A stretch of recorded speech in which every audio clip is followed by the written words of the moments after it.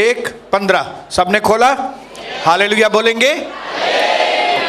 तब उसने कहा, मतलब नाओमी ने कहा, देख तेरी जेठानी तो अपने लोगों और अपने देवता के पास लौट गई है, इसलिए तू अपनी जेठानी के पीछे तू भी लौट जा। परंतु रूत बोली, तू मुझसे यह अनुरोध मत कर कि मुझे छोड़कर लौट जा, क्योंकि जिधर तू जाए उधर मैं भी जाऊंगी, जहां तू टिके वहां मैं भी टिकूंगी, तेरे लोग मेरे लोग होंगे और तेरा परमेश्वर मेरा परमेश्वर होगा। जहां तू मरेगी वहां मैं भी मरूंगी और वहीं मुझे मिट्टी दी जाएगी। यदि मृत्यु छोड़ और किसी कारण से मैं तुझसे अलग हूं तो प्रभु मुझसे वैसा ही वरन उससे भी अधिक करे। क्या तो ये प्रभु की दासी बात कर रही है। पिता यीशु मसीह के नाम से नए साल के इन पहले दिनों में हमें रोशनियों से भर दीजिए पिता, ताकि जितने लोग भी दुविधाओं में पड़े हैं, कंफ्यूजन्स में हैं, उनकी दुविधाएं दूर हो यीशु मसीह के नाम से, बंधन टूट जाए यीशु मसीह के नाम से और आजादी उनके जीवन में आए और यीशु मसीह के लहू के द्वारा उनका जीवन आशीषित हो जाए। पिता गवाह बने, शैतान का हाथ हट जाए यीशु मसीह के नाम से, लेकिन मेरे प्रभु का हाथ हम सबके ऊपर आशीष के रूप में आए। करोड़ों अरबों धन्यवाद पिता, आपने हमारी प्रार्थनाओं को सुना है, उसके लिए हम धन्यवाद यीशु मसीह के नाम से। आमीन आमीन आमीन। प्रभु को मैं धन्यवाद करता हूँ। पिछले समय में परमेश्वर ने अपने वचन के द्वारा कई सारे प्रकाशन दिए कि किस तरह से वो आत्मा का वचन देहधारी बना और फिर कैसे उस देहधारी वचन के साथ रहते रहते उनके चेलों ने लिखा हुआ वचन हमको दिया, ताकि इस लिखे हुए वचन के द्वारा हम यीशु तक पहुँचें और यीशु मसीह के द्वारा हम स्वर्ग में पहुँचे। किस तरह से प्रभु ने सीढ़ियाँ हमारे सामने जाहिर की, किस तरह से भक्ति का भेद हम पर जाहिर किया कि कहाँ से कहाँ परमेश्वर ने हमको ढूंढ निकाला है, कहाँ से कहाँ उसने हमको अप्रोच किया है। तो हमें उस महान परमेश्वर की भक्ति किस तरह से, किस अंदाज में हमें उसकी भक्ति करनी चाहिए। हालेलुया। हमने देखा कि किस तरह से जो वचन जो है वो एक्टिव है, एक्टिव। हालेलुया। वचन देहधारी हुआ, ऐसा नहीं वचन को देहधारी बनाया गया, ऐसा नहीं लिखा है। वचन देहधारी हुआ। जिनको इंग्लिश मालूम है उनको मालूम है कि एक्टिव क्या होता है, पैसिव क्या होता है। हालेलुया। मैंने कपड़े धोए, ये एक्टिव हुआ। मेरे द्वारा कपड़े धुले गए, ये पैसिव हुआ। हालेलुया। लेकिन वचन कभी भी पैसिव नहीं होता, वचन हमेशा एक्टिव होता है। हालेलुया। प्रभु का वचन एक्टिव होता है। प्रभु का वचन खुद काम करता है, खुद बनाता है, सब कुछ खुद करता है। यहोवा मेरे लिए सब कुछ करेगा।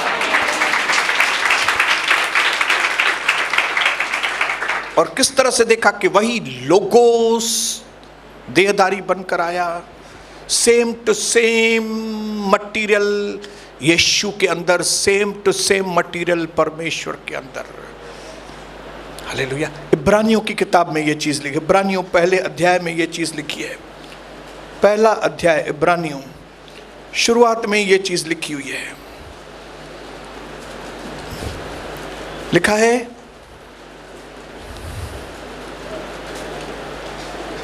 पूर्व युग में परमेश्वर ने हमारे पूर्वजों से थोड़ा थोड़ा करके और भांति भांति करके नबियों के द्वारा बातें की, परंतु इन दिनों के अंत में उसने हमसे पुत्र के द्वारा बातें की, जिससे उसने सारी वस्तुओं का वारिस ठहराया और उसी के द्वारा उसने सारी सृष्टि रची है। वह उसकी महिमा का प्रकाश और उसके तत्व की छाप है। जो तत्व, जो चीज परमेश्वर के अंदर है, वही तत्व की छाप यीशु के अंदर, सेम जैसे वो है, सेम टू सेम वही यीशु है। वही ताकत, वही स्वभाव जो परमेश्वर पिता में, वो यीशु मसीह में, वही चीजें लिख के आपको दी गई है इसमें, ताकि इस दुनिया का कोई भी मनुष्य कंफ्यूज ना हो, दुविधा में ना पड़े, लेकिन उसको मालूम हो कि किस तरह से मुझे आगे बढ़ना है, किस तरह से मुझे परमेश्वर की आराधना करनी है, किस तरह से मुझे लिखे हुए वचन के द्वारा देहधारी वचन को पकड़ना है, और किस तरह देहधारी वचन के द्वारा मुझे आत्मा और जीवन वाले वचन को पकड़ना है। आ रहा है समझ में सबको? हालेलुया। ये सारी चीजें हमने पहले पढ़ी, हमने रोटी के बारे में भी पढ़ा, लहू के बारे में भी पढ़ा, बहुत सारी बातें सीखी हमने, और ये निष्कर्ष निकाला, रिजल्ट निकाला कि अगर आप बाइबल को स्वीकार करते हो तो आप यीशु मसीह को स्वीकार करते हो, और आप यीशु मसीह को अगर स्वीकार करते हो तो आप परमेश्वर पिता को स्वीकार करते हो। और यही चीज परमेश्वर हमारे जीवन से चाहता है। बोलो, यही चीज परमेश्वर मुझसे चाहता है। मैं धीरे धीरे अपने टॉपिक के ऊपर आ रहा हूं। हालेलुया। क्योंकि इस साल का जो हमारा टॉपिक शुरू से हुआ है वो है प्रकाशन। हालेलुया। जो हमने अभी रूथ की किताब पढ़ी, रूथ के किताब में परमेश्वर की इतनी रोशनियां हैं कि एक ही किताब को हम पूरा साल बात कर सकते हैं, एक ही किताब के ऊपर इतनी सारी रोशनियां हैं। लेकिन उसमें से कुछ हिस्सा आज हमने पढ़ा है और उसमें से हम लोग रोशनी लेंगे, और वो है कि परमेश्वर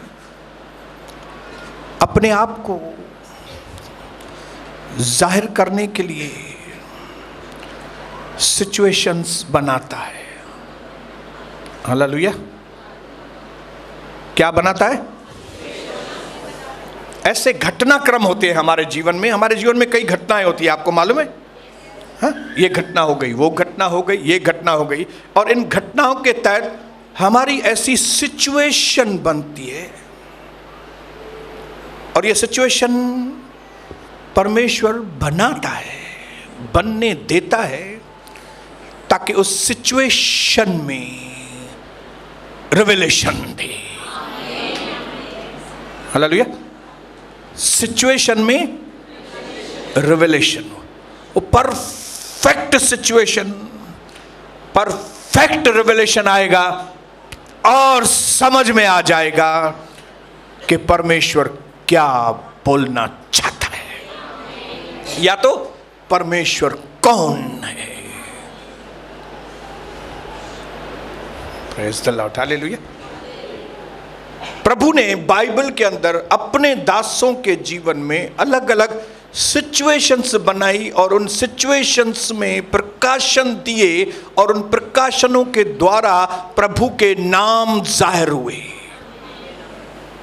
हालेलुया।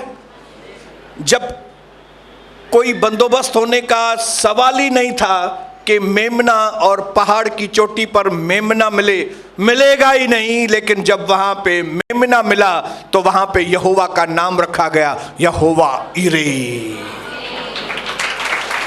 अब्राहम को मालूम पड़ गया कि ये यहोवा जो है वो यहोवा इरे करके जाहिर हुआ है।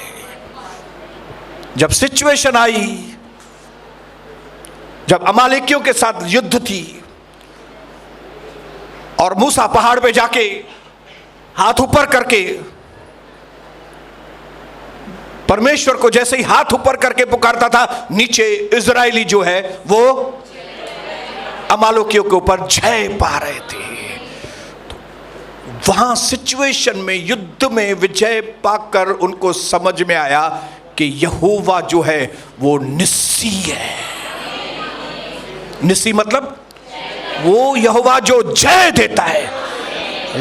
ये पहले उनको मालूम नहीं था, लेकिन सिचुएशन, बोलो हालात, युद्ध के हालात में जय चाहिए, तो उनको समझ में आ गया ये जय कौन देगा, कौन देगा। तो प्रभु ने बताया कि ये जय तुमको मैं दूंगा। कैसे? तुम्हारी ताकत से नहीं, तुम खाली हाथ ऊपर करो और नीचे जय मिलती जाएगी। हाथ ऊपर करो, मैं नीचे दुश्मनों के ऊपर तुमको जय। यहोवा निस्सी।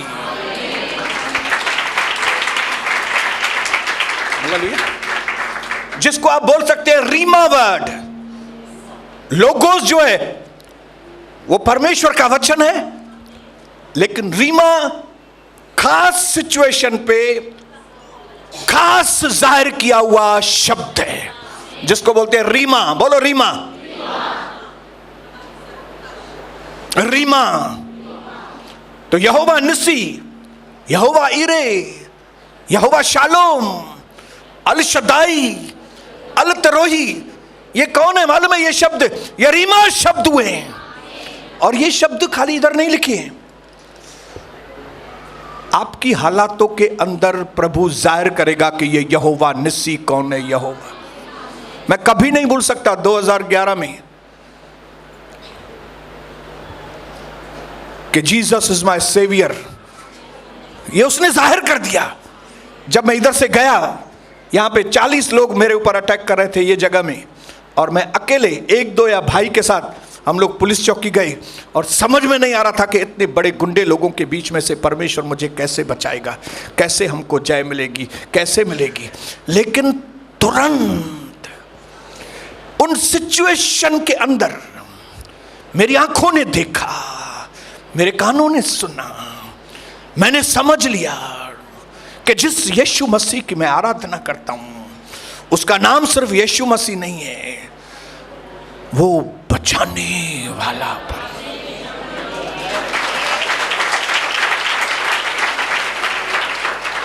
जब नया नया मैं प्रभु में आया था, फिर वापस मैंने कुछ अपने जीवन में गड़बड़े की थी, जिसकी वजह से मेरे वापस 2-3 स्टोन हुए थे, मेरे को अंदर पत्थरी हुई थी, और उस पत्थरी की वजह से, स्टोन की वजह से मैं बहुत अंदर पीड़ा में, मैं अपने घर के अंदर के कमरे में बैठा था और मैं प्रभु से बातें कर रहा था कि प्रभु मुझे इस पीड़ा में से कैसे मुक्ति मिलेगी, मैं कैसे फिर गवाही दूंगा लोगों को कि मुझे प्रभु ने पथरी में से निकाला। लोग बोलेंगे फिर तेरे को हो गई पथरी, कैसे हुआ ये, मैं शर्मिंदा हो जाऊंगा। प्रभु आप मेरे लिए रास्ता निकालो। तब प्रभु ने मुझसे रीमा शब्द बात किया। बोलो रीमा। प्रभु ने क्या बोला मालूम है? प्रभु ने कहा सोनी, तूने अपनी पत्नी के विरोध में काम किया है, तो कविता को इधर बुलाओ, कविता के आगे मुंह से अंगीकार करो कि तुमने पाप किया है, और तुम कविता से माफी मांगो, और मैं क्या करूंगा, ध्यान से सुनना। प्रभु ने क्या बोला? प्रभु ने बोला मैं अभी तुम्हारी पथरी बाहर निकाल दूंगा। शब्द याद रखना, शब्द क्या बोला प्रभु ने? तुम कविता को बुलाओ, कविता के आगे माफी मांगो कविता से, क्योंकि तुमने उसके विरोध में पाप किया है, दासी के विरोध में। तुम जैसे ही माफी मांगोगे, प्रभु बोलता है मैं अभी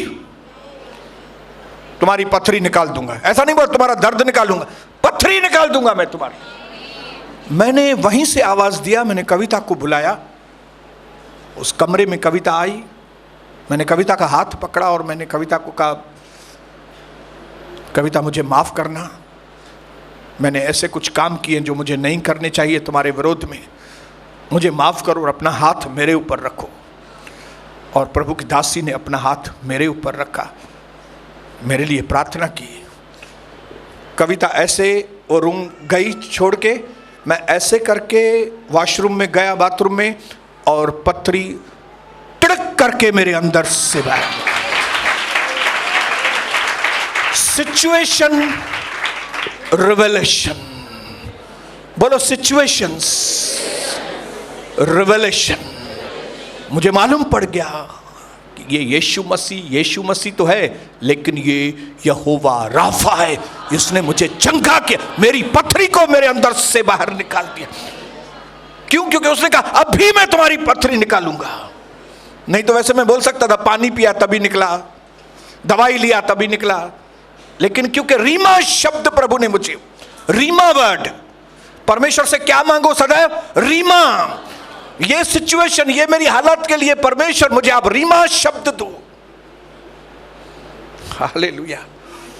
लोगोस आत्मा वाला वचन,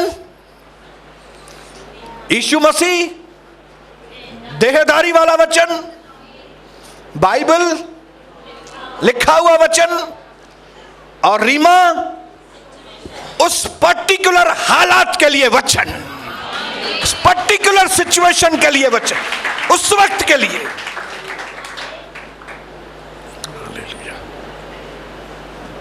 इसके लिए परमेश्वर आपके जीवन में सिचुएशंस तैयार करता है। हालेलुया। कई लोगों के जीवन में सिचुएशंस बनी हुई है। क्यों बनी हुई है? जाहिर करना चाहता है प्रभु। जब उस सिचुएशन के अंदर आप प्रभु के साथ बैठेंगे, रीमा शब्द आपको मिलेगा, और क्या होगा? प्रभु जाहिर हो जाएगा, सॉल्यूशन जाहिर हो जाएगा। ये साल में इस तरह के वाक्यात होते रहेंगे। बोलो हालेलुया, बोलो होते रहेंगे, बोलो। यहां पे भी एक सिचुएशन बनी थी। नाओमी का पति मर गया, उसका बेटा मर गया एक, जिसकी पत्नी रूथ थी। फिर उसका दूसरा बेटा भी मर गया जिसका नाम था ओरपा। ओरपा का पति भी मर गया। ओपरा के ओरपा, ओरपा, ORPA, ओके, ओरपा। बोलो बोलो ओरपा। बाइबल के अक्षर याद रखने आपको।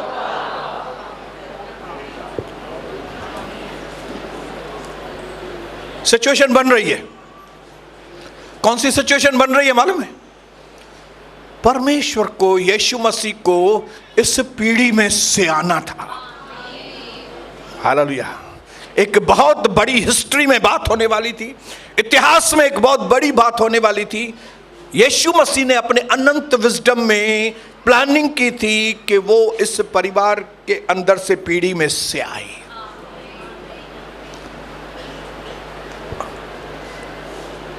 नाओमी बहुत दुखी थी। नाओमी ने दोनों बहुओं को बोला,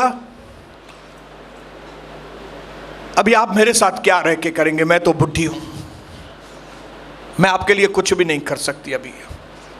तो आप मोआब से ही आई हैं, आप मोआब में अपने अपने मैके चले जाओ। क्या करो तुम? अपने अपने मैके चले जाओ। ओरपा ने बाहर से तो बताया, नहीं नहीं मम्मी, मैं तो कैसे आपको छोड़ के जाएगी। लेकिन मम्मी ने एक बार और बोला, नहीं नहीं बेटी तू जा, मेरे साथ तू क्या करेगी? तो उसने अंदर ही अंदर बोला, थैंक यू मम्मी। हालेलुया। दो तरह के विश्वासी होते हैं। हालेलुया। एक बार बार वाले खाली, oh pastor I love you pastor, pastor आप सच्ची में कितने प्रभु के अच्छे दास हैं। लेकिन वहीं पे दूसरी थी रूथ, उसको भी उसकी सास ने बोला, रूथ तू जवान है, कोई भी तेरे से दूसरी शादी कर लेगा, जाके अपना घर बसा, मैं बुढ़ी के साथ तू क्या करेगी? मेरे घर में तो अभी कोई भी जेंट्स नहीं है। लेकिन रूथ की भाषा देखिए। बोलो मुझे रूथ की भाषा पे ध्यान देना है, क्योंकि ये भाषा जो है वो बेईमानी वाली भाषा नहीं है, ये भाषा ईमानदारी वाली भाषा है। Praise the Lord. इस रूथ को प्रभु ने बहुत आशीष किया था, इसलिए नहीं कि वह बहुत खूबसूरत थी, वो खूबसूरत थी, लेकिन उसकी खूबसूरती की वजह से प्रभु ने उसको आशीष नहीं किया, लेकिन इस औरत की अंदर की ईमानदारी, अंदर की खूबसूरती की वजह से परमेश्वर ने उसको आशीष किया। ध्यान से पढ़ूंगे, मैं आपके लिए पढ़ रहा हूं 15 वचन। तब उसने कहा, तेरी जेठानी ओरपा तो अपने लोगों और अपने देवता के पास चली गई। हाँ, हालेलुया, प्रेज द लॉर्ड। एक दफो चाहिए, बे दफे हली वही अपने देवता के पास लौट गए, इसलिए तू भी अपनी जेठानी के पीछे लौट जा। रूत बोली, नको भाई नको, तू मुझसे ये अनुरोध न कर। मैंने कई ट्रांसलेशन लिखे इसमें, मैं ट्रांसलेशन पढ़ता हूं आपके लिए। अलग अलग ट्रांसलेशन में क्या लिखा है, डोंट अर्ज मी टू लीव, मुझे जाने के लिए रिक्वेस्ट मत करो। Don't ask me to leave, मुझे जाने के लिए बोली मत। Do not plead me to leave, मुझसे विनती मत करके मैं जाऊं। Do not persuade me to leave you, मुझसे जोर जबरदस्ती मत करके मैं जाऊं। God forbid me that I would turn from your presence, परमेश्वर ये बिल्कुल न करे कि मैं तुमको छोड़ के चली जाऊं। Be not against me to desire that I should leave you, मेरे विरोध में मत बोलो मम्मी कि मैं आपको छोड़ के चली जाऊं। Don't force me to leave you, मुझ पर जबरदस्ती मत करो मम्मी कि मैं तुमको छोड़ जाऊं। ये अलग अलग ट्रांसलेशन मैंने आपके लिए पढ़े हैं। इसमें से आपको अंदाजा लगेगा कि रूथ के अंदर क्या था। हालेलुया। रूथ के अंदर डिसीजन था कि मेरी जो सासू है वो भले बुढ़ी है, लेकिन इस बुढ़ी के साथ जिसने मुझे जोड़ा है उसकी जरूर योजना है। मैं आज आपको रिवलेशन देना चाहता हूं प्रभु के वचन से कि आपके जो रिलेशनशिप हैं, जिन कनेक्शंस के साथ प्रभु ने आपको जोड़ा है, उन कनेक्शंस की, उस रिलेशनशिप की अगर आप वैल्यू नहीं करेंगे, आप अपने जिंदगी में 2022 में कौन से भी वक्त में आप कभी भी आशीषित नहीं होंगे। बोलो रिलेशनशिप, बोलो संबंध। सास और बहू का संबंध क्या होता है, किसकी ओर से? परमेश्वर की ओर से। पति और पत्नी का संबंध कहां से होता है? बच्चों और मां बाप का संबंध कहां से होता है? कलीसिया के लोग और पास्टर का संबंध किधर से होता है? बोलो बोलो बोलो। कई लोगों को ऐसा लगता है मां बाप और बच्चों का संबंध, हाँ प्रभु की ओर से। सास और बहू, हाँ प्रभु की ओर से। बाप और बेटे का, हाँ प्रभु की ओर से। लेकिन कलीसिया और पास्टर का संबंध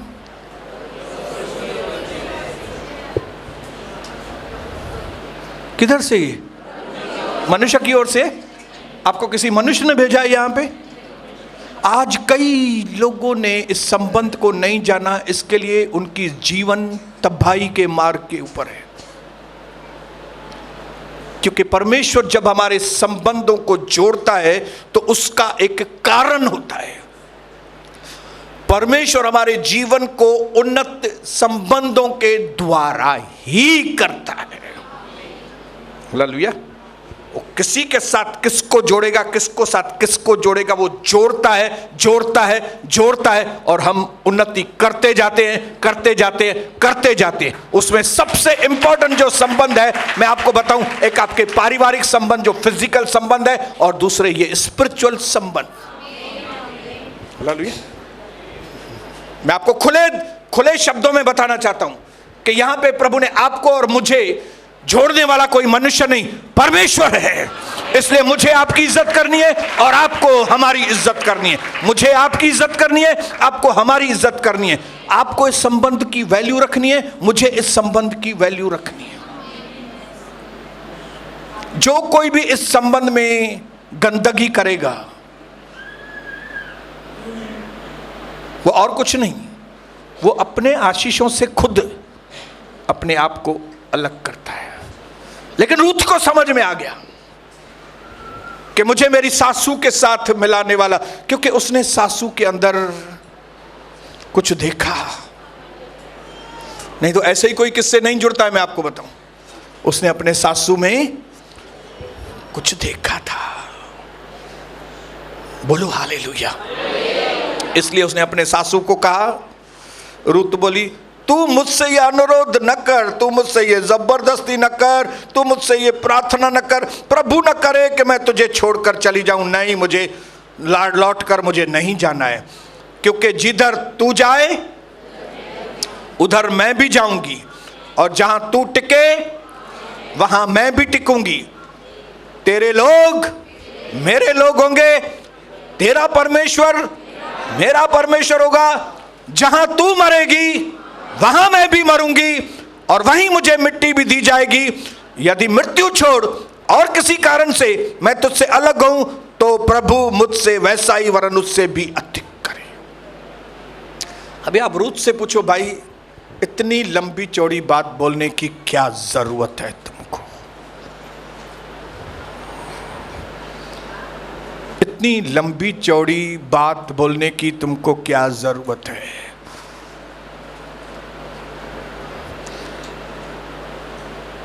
कौन से लोग रूथ से ऐसे पूछेंगे कि भाई इतनी लंबी चौड़ी बात तेरे को बोलने की क्या जरूरत है?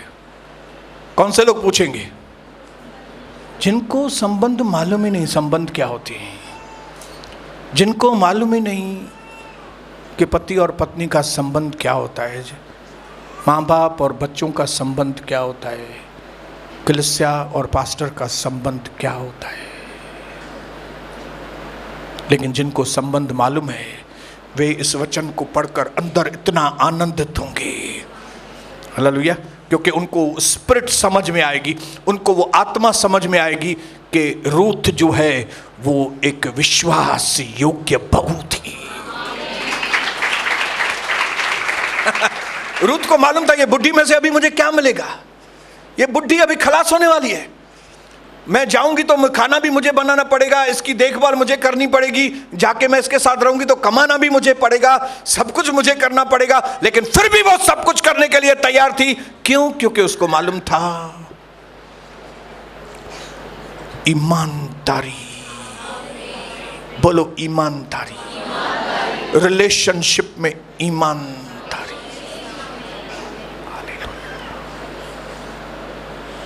हालेलुया, बोलो हालेलुया। भले उस वक्त उसको मालूम था कि नाओमी के पास कुछ भी नहीं है, सच में उसको मालूम नहीं था, गरीबड़िया इसके साथ रह के मेरे को क्या मिलेगा। लेकिन मैं आज आपको बताऊं, कई रिलेशनशिप प्रभु ने ऐसे रखे हैं जहां पे आपको लगेगा कि इस व्यक्ति में से मेरे को क्या मिलेगा, लेकिन प्रभु देख रहा है कि जहां प्रभु ने आपको जोड़ा है, जहां पे आपको कोई उम्मीद नहीं कि सामने वाले से कुछ मिलेगा, वहां पे आप उस रिलेशनशिप को ईमानदारी से निभा रहे हैं कि नहीं। अभी हम यहां से प्रचार करते हैं, पेसन जी मदद है कबे के नके हो, तो कई लोगों के दिमाग में समझ में आ गया, हे मानू पेसन जी त मदद कदी कंदो ही न, पोते अचण मां फायदो कहिड़ो। न सिर्फ ये आदमी पैसों की मदद नहीं करेगा, लेकिन ये बाज की तरह इधर उसकी पत्नी कविता हिकदम बाज वांगुर बीठी आहे ते, केर किथां लेन देन तो करे या छा तो केस के साथ घणो तो ॻाल्हाए या केर किसी के साथ ज़्यादा बोल रहा है, ज़्यादा रिलेशन रख रहा है, हिनन मां इसमें से क्या मिलेगा हमको? आपको मालूम नहीं, रूथ को मालूम नहीं था कि मैं इस औरत के साथ, अपनी सास के साथ मैं इतनी ईमानदारी बता रहा हूं जिसमें से मेरे को कुछ भी नहीं मिलेगा, लेकिन यही सास मुझे एक ऐसे व्यक्ति से मिलाएगी जिसमें से मुझे सब कुछ मिलेगा। Hallelujah, hallelujah. आप राज की बात समझ रहे हैं? आपको राज की बात समझनी है?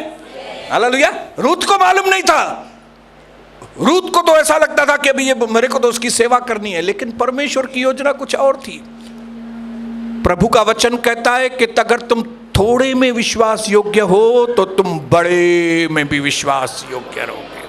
अगर आप थोड़े में ही विश्वास योग्य नहीं हो तो आप बड़े में भी विश्वास योग्य नहीं रहेंगे।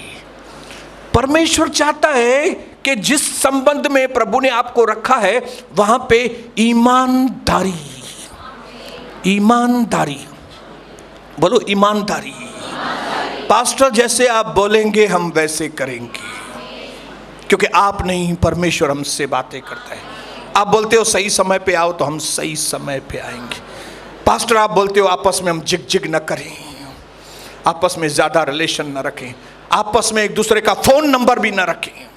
मैं आज आपको बोलना चाहता हूँ, कई लोगों ने एक दूसरे को फ़ोन नंबर दे के रखा है। फ़ायदा नहीं होगा, कोई नुकसान ही होगा आपको। आपको लगता होगा मुझे मुसीबत में ही कमी दी, मुझे मुसीबत में हो कमी दो, बिल्कुल नहीं आएगी वो मुसीबत में काम। हालेलुया। क्यों? क्योंकि यहाँ पे आपको मना किया गया है, लेकिन आपने एक दूसरे के नंबर रखे हैं। आपको मना किया गया है कि भाई आप जय मसीह करके, हाय हेलो करके, लेकिन आप ये पिलर के पीछे, नहीं तो ये पिलर के पीछे, नहीं तो बाथरूम वाले साइड में, कोकोड़ो कोकोड़ो कोकोड़ो कोकोड़ो कोकोड़ो कोकोड़ो। आपको लगता होगा कोई देखता नहीं, हमको देखना भी नहीं है, परमेश्वर देखता है।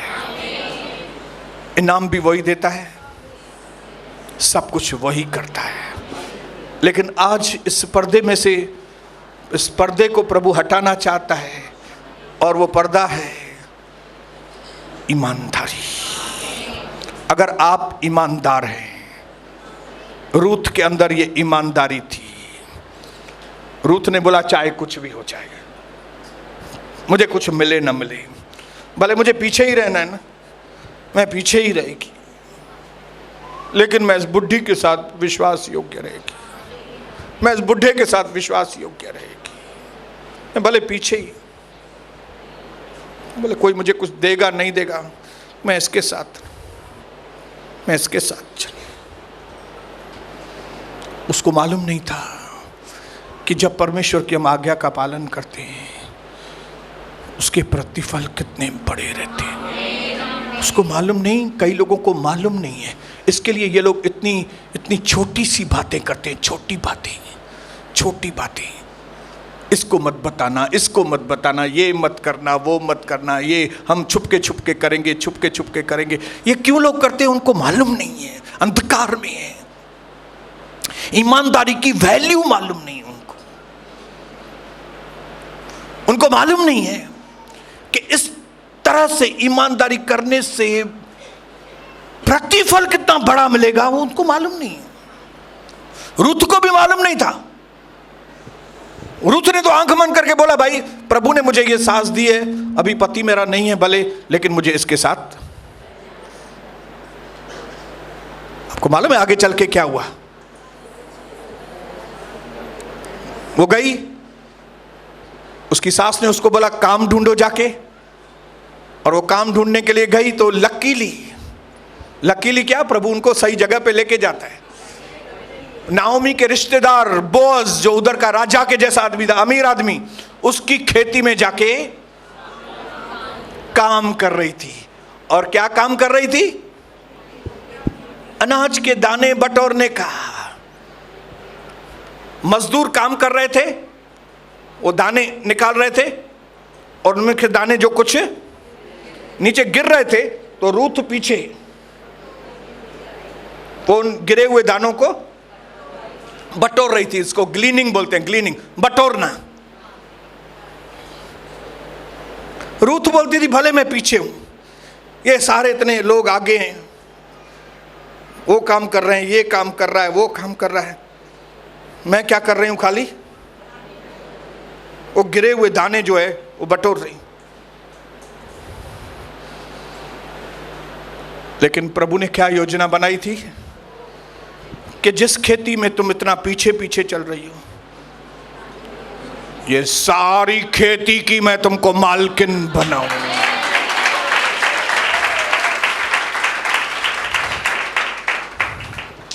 कोई प्रॉब्लम नहीं। लोग हमसे थोड़ा आगे जा रहे हैं ना, जाने दो। मैं पीछे हूं, हाँ तो ठीक है पीछे। हाँ इधर का पुराना पास्टर मैं हूं, हाँ पुराना पास्टर मैं हूं। भाई वैल्यू दूसरे पास्टर, हाँ मिलती है, मिलने दो ना दूसरे पास्टर को वैल्यू। भाई आप तो इतने पुराने, आपको कोई बात नहीं, हम पीछे ही ठीक है। हम क्या है? हम पीछे ही ठीक है। लेकिन मुझे मालूम है जिस परमेश्वर की मैं आराधना करता हूं वो और किसी का नहीं, वो रूथ का परमेश्वर है। बोलो रूथ का परमेश्वर है। और वो क्या करता है मालूम है? वचन में लिखा है the last will become the first. बोलो द लास्ट विल बिकम, जो आखिर में है दूसरे आगे थे। हालेलुया। उनकी पगार इतनी, उसकी पगार इतनी, उसकी पगार इतनी, इतने उसके पास इतने लोग, उसके पास इतनी बड़ी चर्च है, उसके पास ये है, लेकिन मेरे पास मैं पीछे ही हूं।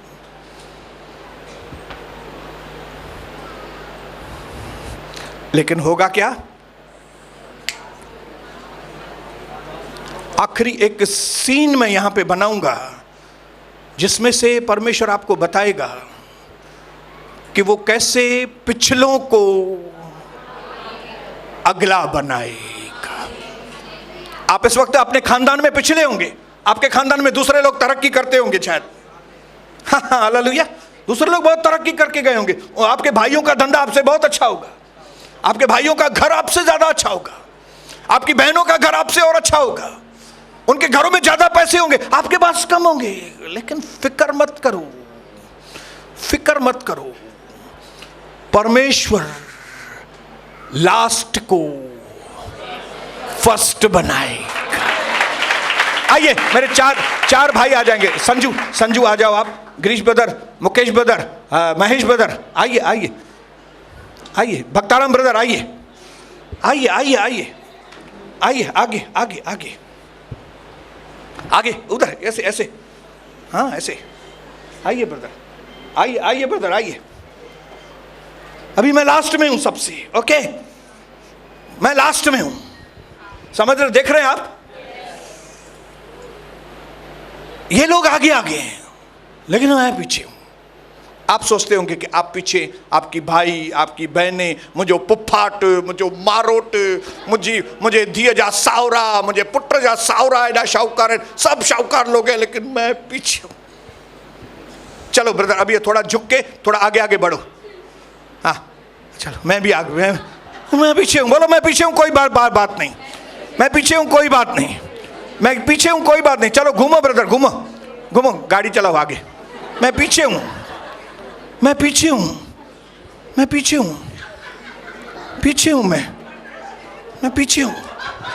चलो चलो पीछे पीछे, चलो चलो चलो चलो आगे आगे आगे चलो, आगे चलो, आगे चलो। मैं पीछे हूँ, ये आगे है, फिर उस पीछे ये आगे है, फिर ये आगे, ये आगे, ये, लेकिन मैं अभी रुकिए, अभी प्रभु क्या करेगा मालूम है? प्रभु ने कहा अंतिम समय में I will shake all the Nations, मैं सबको हिलाऊंगा। और सब हिलेंगे तो क्या होगा मालूम है? सबको हिलाऊंगा तो क्या होगा मालूम है? ये सबके जो मुंह हैं, अभी सबके मुंह, ब्रदर डायरेक्शन बदल दो, पीछे।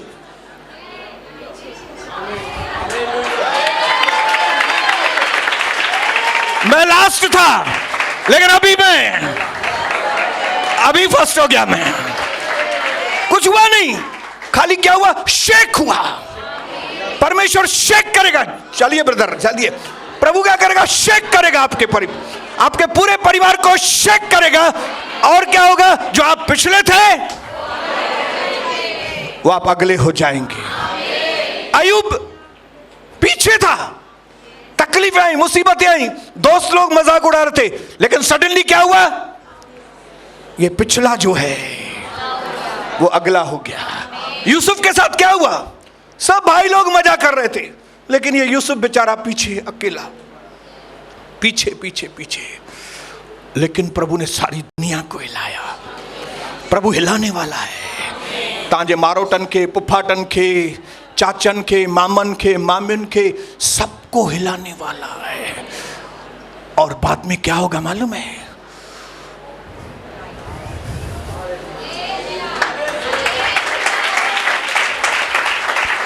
और मैं आपको बताऊं, ये चीज होगी नहीं मेरे जीवन में, मेरे जीवन में हो गई है ये चीज मेरे जीवन। हालेलुया, मेरे जीवन में वो चीज हो गई है।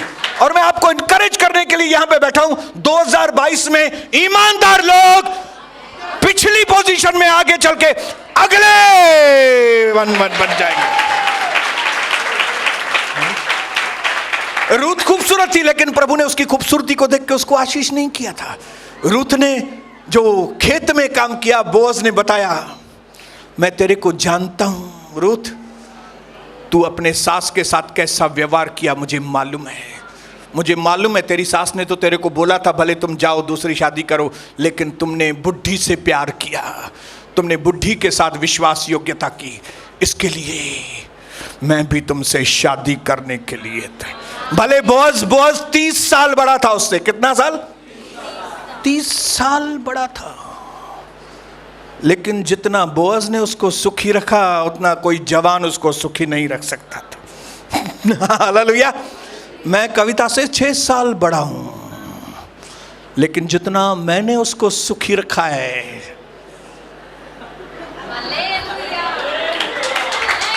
हालेलुया। क्यों?